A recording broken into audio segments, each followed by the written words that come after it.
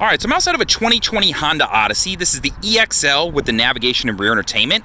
The last couple years, they've packaged those two together, whereas in, I want to say it's 2016, 2017, you could get it with one or the other. So a little bit different setup now.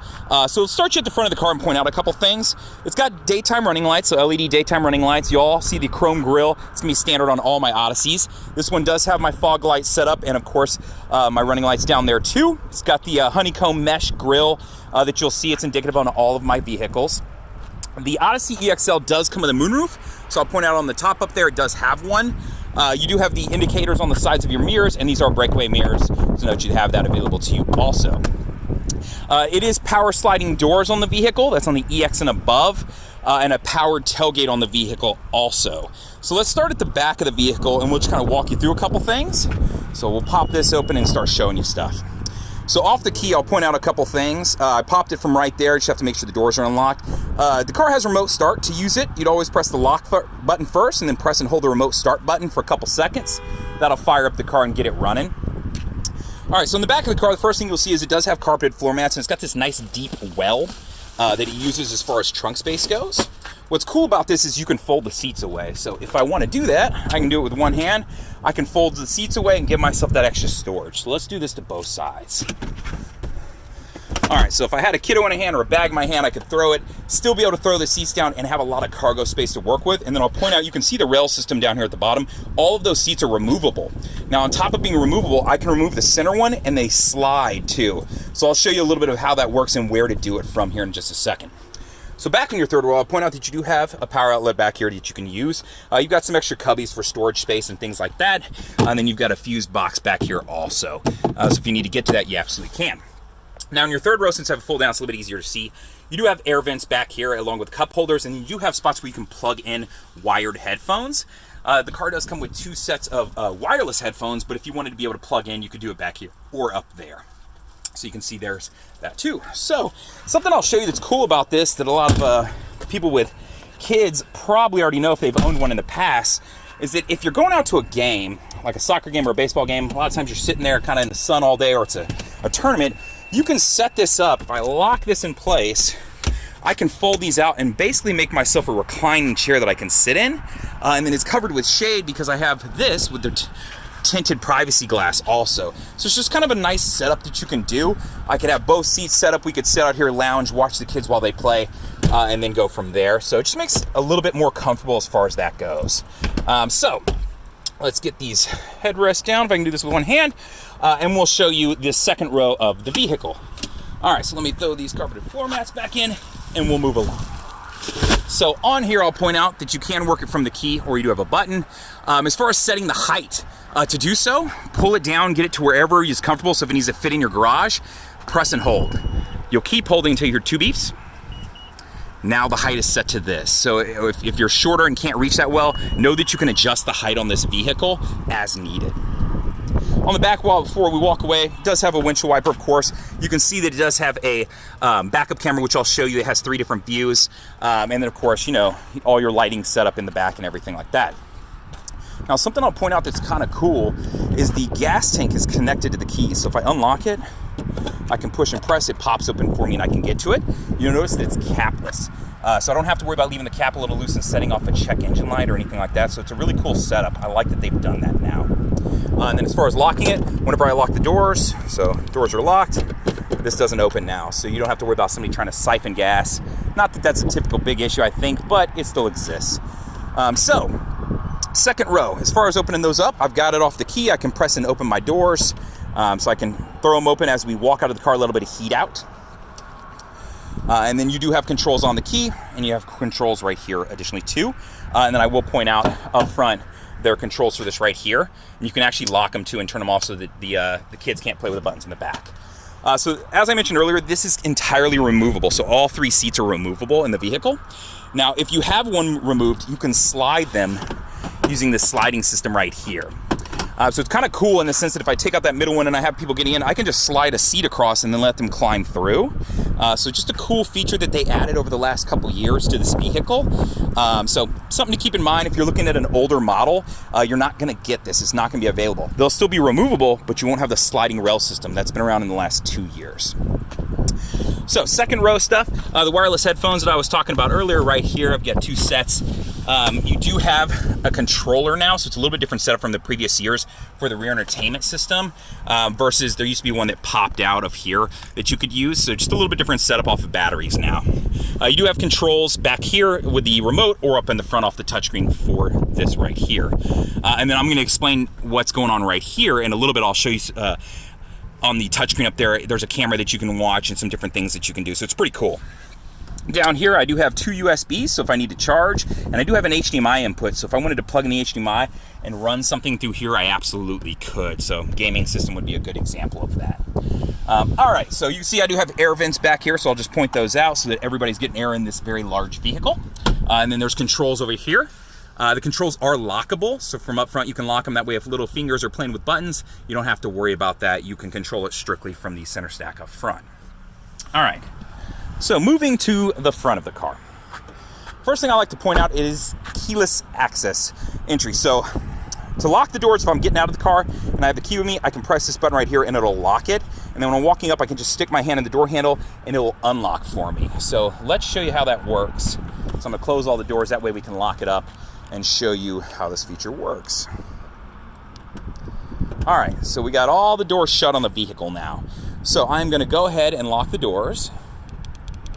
So let's make sure we got them. All right, it beeped at me, so now we know they're locked. So when I walk up and put my hand on the door handle, you're gonna hear a beep, and it lets me know, and it's also gonna flash on there when I do it. Same way if I wanna lock them, press the button, now they're locked, it gives me a flash there too. So hands on, you'll see it and hear it. There you go, doors unlocked. So easy to use. It's great if you have your hands full with bags, kids, whatever it may be. All right, so 10-way powered seat up here. So I can go front, backwards, up, down, just adjust the underneath the legs, my back controls, and then my lower lumbar support, pushing it in and out and then up and down to maneuver that for myself. Over off the door, I've got lots of cubby holes and space to store stuff. My window controls, window locks, door locks, and mirror controls. Memory seating, which is actually really easy to set. I'll show you how. Let's crank up the car. Doesn't require much at all. I will tell you that you can correlate this with the keys. I have a sticker covering it right now, but on the back of this, you would see driver 1 or driver 2, and that'll correlate here along with some of the settings you can set up in the car also. So as far as getting it, I just get my chair adjusted how I want. So I've got it, press set, and then I can press 1 to store it. So not hard. If I want to reset it, same thing. Now I've moved my chair around again, set it to 1. Now 1 is set to that. So easy to set this up. It doesn't require a lot. All right, so inside of the car. Turn the AC down so you can hear me, and we'll show you a couple things here. So you saw the door controls over here, and you saw that I can lock those doors, so it's kind of nice if I got little kids playing with stuff in the back, or adults playing with buttons in the back. So that's always good. If I want to pop the tailgate from here, I absolutely can. So I can do it off the key, I can do it from here, or the back is set up the same way, that keyless entry. I can touch that back handle, there's a little rubber grip underneath, and it'll pop open for me too. My vehicle stability assist is right here. This works along with traction control to help correct for skids. It's always on and running. You can press it and hold it for a couple seconds and it'll turn off, and you'll see the indicator down here in orange right there. So we'll turn that back on. So this is going to be part of my road departure mitigation system that I can turn on and off, and you'll see the LED is on. It's letting me know it's on, or I can check there. So if I start to drive off the side of the road, it'll give me an audible alert, and then it'll actually shake the wheel to be like, hey, wake up, pay attention, you're driving off the side of the road. Cool feature. I like everything about it. I'm all for it. If you're taking a long trip, which typically people who own Odysseys tend to do that in these vehicles, this makes a lot of sense. The safety feature is just there for your help.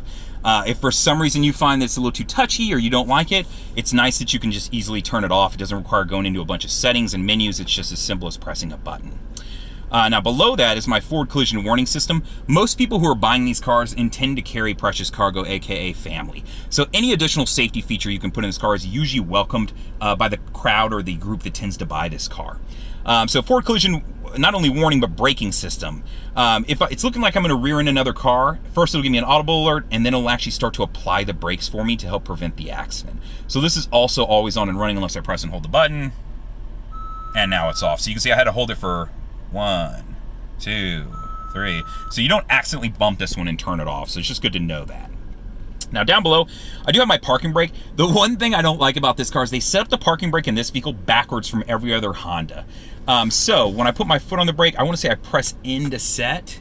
Yeah, so when you press in and set it, it'll show you brake right there. And if you have your foot on the brake pedal, which you have to set it, you're going to feel it kind of give a little bit underneath you. And then to release it, you lift up. In every other Honda, it's set up to where you pull up to set it like a typical handbrake, and you press down to release it. So I don't know why they did it backwards in this vehicle, but that's something they did. Down below that, you'll see the brake hold button. So brake hold is actually a really cool feature. Let me put my seatbelt on, and I'll show you how it works. Because that is one of the requirements. You do have to be wearing your seatbelt to use this. So let me throw this on real quick here, and we'll show you.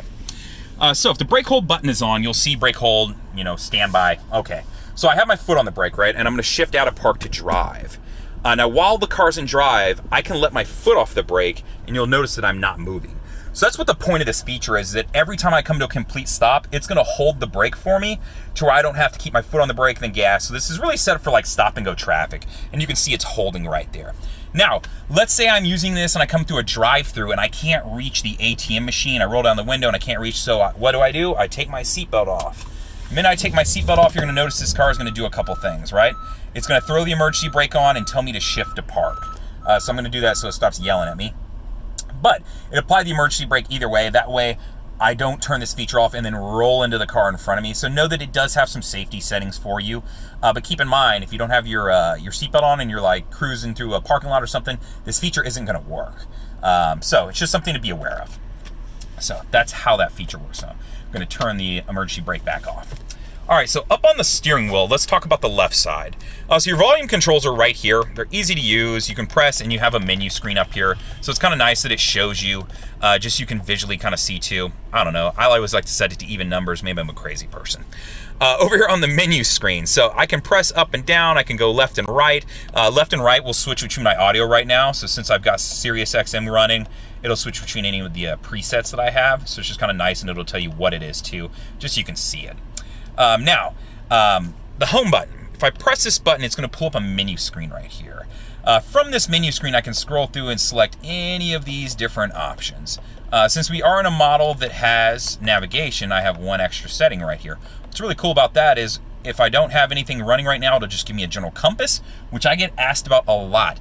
Honda has moved away from putting compasses in our Pilots, our CR-Vs, and our Odysseys unless you're buying something with navigation. Just something to be aware of. I didn't realize that many people wanted a compass that's internal. I would just buy the the $2 one that sticks to the somewhere in the dash, but something to keep in mind. So if you have turn-by-turn directions running, it will actually tell you your next turn there. So I mean, you get it on the screen too, but it's just kind of nice to know that I can have it in two different spots.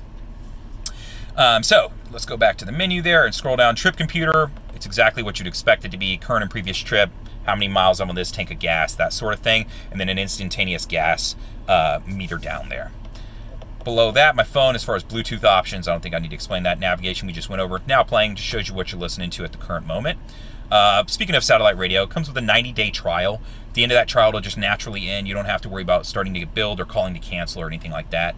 If you want to continue it, though, the fine folks over at XM will gladly haggle with you and work out a deal to keep you on board with them. Maintenance, kind of cool. I like this. Tire pressure, it'll tell you per tire. So if you feel like one's low, you can check and see per tire. You don't have to walk around the car and eyeball it or get out your gauge. And then I'm going to back out of that screen and go down to oil life. Right now I'm set to 100%. When I get down to 15%, it's going to give me an alert. When it gives me that alert, Honda's been doing this for years, by the way. It'll say an A1, A2, B1, B2. And you can either look in your manual, because it does have it in the manual. It'll show you what all the codes mean and what they're going to recommend to you, or you can Google it. It's been the same for a lot of years.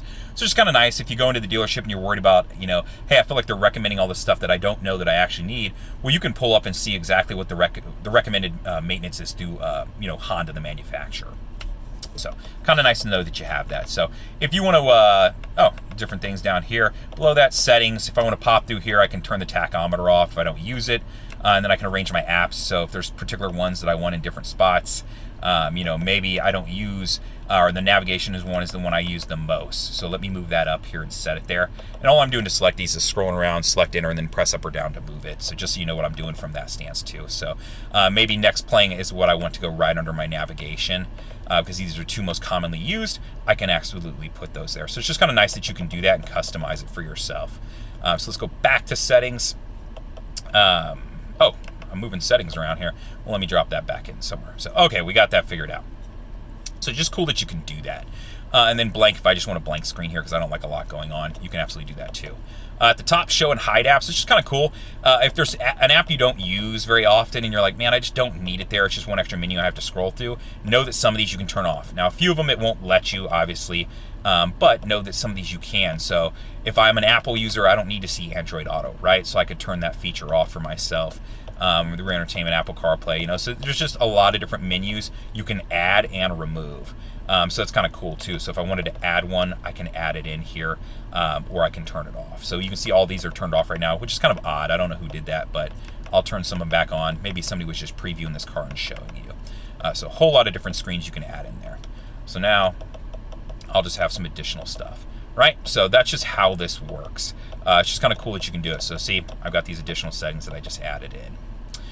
All right, so that's kind of a rundown of that. My Bluetooth, to answer a call, to hang up, to use voice command. When I press the voice command button, it'll pull up the prompt here and show you. So I could say navigation, and then I could move along down the road here. So just different things that you can do. All right, so I'm gonna turn that off just because I don't like using it. I will say the voice command button through Honda, it works okay. It's not fantastic, but it does work.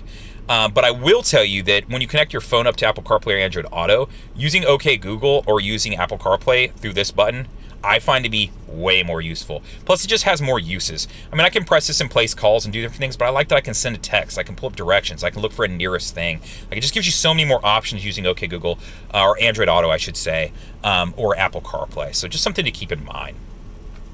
Over on the right side, I've got my cruise control settings up here, and a couple additional safety features. So the first thing you'll want to do is turn the main button on. When you do that, you'll see ACC and LKAS pop up right there.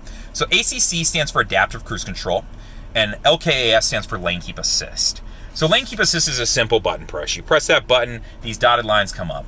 It uses a camera that is up in this box right here to detect the lines on the road. When you are going over 45 miles an hour, it'll now read the road, and if you start to drift to the left or the right out of your lane, it'll correct for you.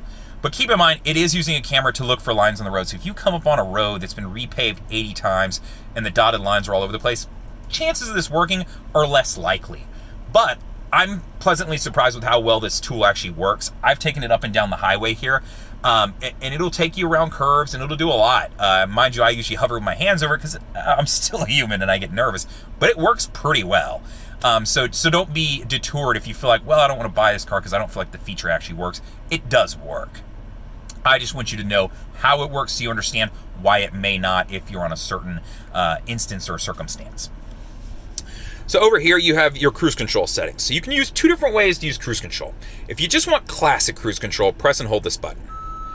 That will turn off the ACC mode, and you'll just see cruise mode set right down there in the middle now. So now it's just simple cruise. Set, cancel, resume. Everybody knows how to use that. It's been the same for years. Now I'm going to turn the adaptive cruise control back on so I can show you how it works. So adaptive cruise control is when I get up to my speed, I would press set. Obviously I'm not moving right now, so it's not going to set a speed. And then from there, I can select the distance that it's going to keep between me and the car in front of me. Because what it's going to do is it's going to use that camera up there, and it's going to use radar down in the front grille of the vehicle. And I'm going to determine spacing, and it's going to bounce that off that car in front of me. So if I set my speed to 65 and the car in front of me slows down to 55 versus me having to turn it off or cancel or press the negative arrow to slow me down, it's going to do all that for me. It's going to keep the amount of space I select here, which when you select it, you'll see boxes appear. And you're selecting the amount of space it's keeping between you and the car in front of you or object in front of you. So if they slow down to 55, my car will keep my designated space, slow me down, and then when I get out from behind them, it'll take me back up to my speed. This feature works great. I've used this plenty of times, and what's cool is it has low speed follow, so this will take you all the way down to a stop. So if you come up on a stoplight, it'll take you all the way down to that stop. Just keep in mind that when you get going, you'll have to hit gas and set again and kind of get it moving for you, just to get it reset and moving. But really cool feature. You got paddle shifters on this car. Be honest, I'm not a big believer in paddle shifters. I think they're personally kind of dumb, but they exist and people want to use them. Usually you'd see them on cars that have like a sports setting or something where you can get a little higher RPMs and shift through your gears on your own. It's the same thing in this car. It doesn't have a sports setting necessarily, but you can upshift and downshift in the vehicle. So just keep in mind, it does have the 10-speed transmission that came from the Acura side of our family, so I don't think that you're going to need to use this, but know that you have it available to you. Over on the left side, I'll just point out auto on-off headlights, fog light controls to turn them on and off, right? So easy enough to understand. My rain, it actually just started raining here, so you can see. Pull it down and it sets my my windshield wipers, and then my back controls are right there. So I wonder if we can catch that in there. Can you see it going? Yeah, absolutely you can. So that's how that works. All right, so moving over to the center stack. Actually, the first thing I'm going to show you is these armrests. I just like them. They're good. Armrests are sometimes important when you take long trips. So let's show you a couple things. Let me turn these vents away so they're not blowing air at you while I'm doing this. And we'll go through this. So on this screen, the first thing I always like to point out is you can customize the screen. Just press and hold your finger down. It'll pop up. Oops. Let's try that again. So press and hold. All right, maybe not. What's going on here? Well, you can customize this screen. Exactly why I can't get into it right now, but know that you can. Usually you would just hold your finger down and then it would pull up the screen that you want. There it is. Okay, I just wasn't holding it, I guess, enough. So once you've done that, you can start moving stuff around. So if you only use a couple of these regularly, you can set them up to how you like. And since you've got a lot of these, just keep that in mind. If you want to move certain ones to where you use them the most, you absolutely can. So that's how that works. You just got to press and hold down. I guess I wasn't holding down well enough. The navigation system is set up through Garmin. It works great. You can pinch, you can pull, you can move stuff around. It's really easy to use. I personally like using Google Maps, so I will plug my phone into USB and pull up my own mapping system just because I like Waze, I like Google Maps. If you're an Apple user and you want to use Apple Maps, you absolutely can, but Apple users have the same access to Google Maps and Waze also. So just something to keep in mind here. So you can use this one if you want. I don't think there's anything wrong with it. I just prefer the others because I'm more comfortable with it. Android Auto, to use it, all you got to do is plug your phone into the USB. Your USB is right down in here, and I'll flip this in so you can see the other stuff in there. If you just want to charge, that one's great to plug into. If you want to be able to use Apple CarPlay and Android Auto, you want this USB. And then I have a 9mm auxiliary jack in there too. So, auxiliary jack, if you want to plug in an old school MP3 player, and then the USBs, you can also put a thumb drive in those, so it's kind of cool if you want to do that. And if you do decide to do that, just select the USB and you can go from there. Or if you're just plugging in some sort of device or storage unit that has songs on it. All right, so phone is as far as accessing Bluetooth. If you've never connected up a phone to the car, you can select this and it'll prompt you through it. Let's say you've connected up one car, but you're at home and you want, I want to add my wife's car, my sister's car, my daughter, or whoever else might be driving the car. Go to Settings. From here, you're going to want to go to Connections, and then from there, select Bluetooth, and then add new device, right? You can see that you can add up to 6 devices to this vehicle. So pretty cool, easy to use. FM, I don't think I need to explain a lot about FM. We all know how to use it. It's just on a touchscreen. The one thing I will point out is it does have HD stations, which is kind of cool. So when you select one, it'll prompt you and give you the options on what you want to choose from that station. So it's just, HD radio. And then you could see if I had one or if I had multiple choices for that channel, I could select them. So pretty cool. Bluetooth audio, I think everybody knows how to use a Bluetooth speaker at this point. I don't need to explain that. Once you've connected up your phone or your device, you'd be able to access that. Rear entertainment now. So there is some cool stuff on this that I want to show you. The first, the HDMI input, we talked about that already. Blu-ray player, which is actually right down here. If you want to access and be able to play Blu-rays, you can also play CDs off of that and regular DVDs. I do get that question quite a bit. So this car technically still does have a CD player in it. I don't know that a single other vehicle we offer now has a CD player in it. How Much Further app is really cool. When you select this, if you have a journey set up, it will tell them how much further. So it'll show up on the screen. Let's see if I can get that back there to where you can see it. I don't know if you can or not. Hopefully it's showing. I don't know. Yeah, it is. So you can see like the cartoon-esque look. And it's just a cool thing. That way, instead of asking, at least they have a graphic to look at. Keep them entertained. So that's the How Much Further app that is on there. Let me jump back into this. Back out of that.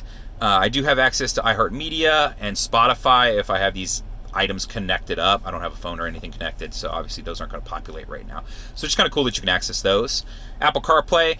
If you, I don't know if I touched on these, Apple CarPlay and Android Auto. So if you're an Android-based user, you got to download the app and then plug it into USB. If you're an iPhone user, just plug your phone into the USB that I showed you and it'll pull up and go for you. So easy to use. It gives you access to several different things. Your music, your messages, your media, and of course your navigation systems also. I really like it for media because you can access Spotify, Pandora, iHeartMedia. There's just a lot of different options you have available to you. Whenever you plug your phone in, it'll carry any apps that transfer over on. So when I select it, you'll see, like Apple users, when you touch that button, it looks just like your home screen. So it's really easy and to understand. So when I have people that struggle with technology, I find that they actually really do like this feature because they're like, oh, it's like my phone, and most people know how to use their phone. Most people. Next screen over here, trip computer. I'm not going to show you that text function. It'll just read text aloud to you. You have access to Apple CarPlay and Android Auto also, and then through those, you can use the voice command button and send text back. So I like that feature for that. Sirius XM, exactly what it sounds like. You can scroll through, select your channels, and then set your favorites down here. Don't think I need to explain too much about that. All right, USBs we went over, the auxiliary jack we talked about. Social playlist is really cool. So this allows several of us to add songs to a playlist. We just have to be connected to Wi-Fi to do it. But super cool feature. That way you don't have to listen to just one person's audio, because sometimes that person's audio sucks. Let's be honest. FM and AM, you saw AM is right here. System update, exactly what it sounds like. Moving over here, if you want to store music to the car, you absolutely can. Whether you're plugging into that USB and then pulling the music up on here, so it's kind of cool. General clock. Cabin talk's really cool. So what Cabin Talk is set up to do is if they have the headphones on and they're watching a movie, I can press my mic and start talking with them, and it cuts the headphones to where now they have to listen to me. So it's just a really cool feature in how that works. That way people sitting in the back can hear me a little bit better. And if they don't have their headphones on, it'll actually generate sound through the speakers to the back too, just so I don't have to turn on and yell at them. So that's just how this function works. All right, so HondaLink is a really cool setup. Depending on the vehicle you're selecting, you can go to HondaLink.com and see all the available features for each trim. That way, if you're deciding whether you want an EXL or an EXL with nav and res, maybe you get offered a couple different functions in here. The first function is free. It comes on all my cars, and what that is the ability to, if I get in a car accident, my airbags deploy, the car can call 911 for me. And this is all based off of Honda will call down to the car. If you don't answer, they're assuming you're unconscious. They'll then call 911 and send somebody out to you, pulling the GPS off of the vehicle to find you. So that's 100% free. That's in every single car I offer. Now, additional features that this offers are things that are like subscription-based, but they do give you free trials. So being able to start your car from your phone with the HondaLink app, or being able to unlock the doors, having a concierge. There's a few different things you can see on there. And I want to say this one actually qualifies for some of those. When you start getting the EXL Nav and the Tourings and Elites, you start having a lot of different functional options. So check it out. It's kind of cool. It's definitely worth playing with, and at least enjoy the trial. Know that you have it available to you if you buy the car. So touchscreen, you saw how it works. AC controls, pretty easy. My fan's right here in the center. If I have it synced, it controls all off my side. If I unsync it, we can control left, right, and back separate of each other. So I don't think I need to go too much into that. Heaters, as far as your heated seats in your front and passenger side, are right here.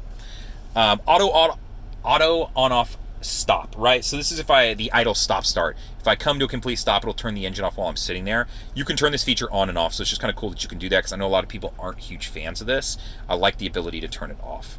But keep in mind, if I'm going to use this, every time I get in the car and I crank it up, I would have to press this to turn it off. When you do, it'll give you that little alert down there that you did it. And now it's back on.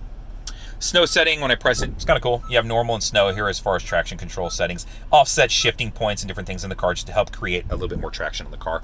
Econ button improves gas mileage. When I turn it on, you'll see that green leaf appear there, so you can see it flashing at me. It improved gas mileage by shutting down some electrical systems. The things that you should know as the driver or passenger that it's going to affect is your accelerator. You're not going to take off and go quite as fast. And your AC unit, if you have it blown it up, 100%, it's going to blow a little bit less strong, but for the most part, not that noticeable. My flashers are right over here. My shifter, it's not a standard shifter. A lot of people that I would sit down with would get a little weirded out by this, but it's very easy to use. I mean, you can see it lights up the LED and tells you what mode you're in, and of course you're getting this notification over here too. When I throw it in reverse, it'll pull up my backup camera. I've got 3 different views on this backup camera. They're all down here, so whether I'm using a wide angle, a standard backup camera, or one aimed straight down, this is fantastic only because if I'm backing into another car, garage, a bush, a pole, I can see exactly where it's at in relation to me. Now, what's this dotted line? If I want to open up the hatch, I need to leave that amount of space. So if I'm backing up to my garage but it's raining, I want to pull up to right about there to where my hatch will still open. I can get things in and out and not get rained on. And that's on all 3 of these settings. That solid line it would be if I was for like parallel parking, the amount of space it would give me in the car that I'm backing up to get in and out.